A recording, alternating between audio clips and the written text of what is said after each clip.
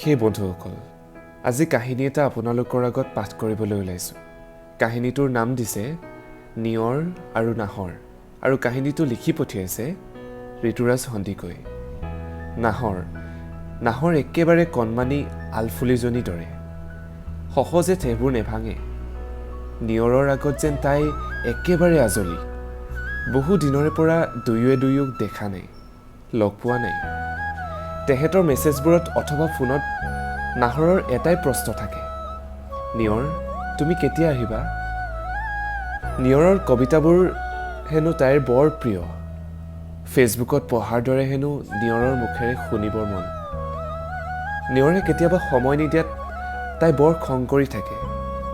এদিন তাইৰ অভিমানবোৰ ভাঙিবলৈ নিয়ৰ উপস্থিত হ'ল। তেতিয়ালৈকে গোটেইজনী মুখ ফুলাই বহি আছে কফি হাতত। ঐ, আৰু কিমান ঠেহ পাতি থাকিবা, মই আহিলোঁ নহয় তোমাৰ ওচৰলৈ। নিয়ৰে ভালদৰে জানে তাইৰ ঠেহ ভাঙিব পৰা উপায়সমূহ। সেইমতে সি ক'লে, ব'লা চাহকাপ লৈ দুয়ো খোজকাঢ়ি আগুৱাই যাওঁ, সন্ধিয়া হৈ আহিছে। ঠিক সেইদৰে দুয়ো কথা পাতি আগুৱাই গ'ল।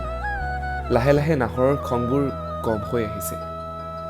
নিয়ৰে কবিতাবোৰ আওৰাব ধৰিলে আৰু নিয়ৰৰ হাতত ধৰি ক'লে, মোক লৈ যোৱা না, যোনফালে তুমি যোৱা। ঘন কুঁৱলীৰ মাজেৰে নাহৰে কবিতা শুনিয়েই গৈ থাকিল। পিছে তাই চাহকাপ আধা খোৱা হ'ল। নিয়ৰে সুধিলে, চাহকাপ নেখালা যে? নাহৰে তেতিয়া উত্তৰবোৰ এইদৰে দিছিল, তোমাক দেখি মন ভৰি গ'ল আৰু তোমাৰ কবিতা শুনি হৃদয় উপচি পৰিলে। চাহকাপ খাবই মন নগ'ল। তাই গমেই নেপালে নিয়ৰৰ হাতখনত ধৰিয়েই তাই যে ঘৰ পালেহি।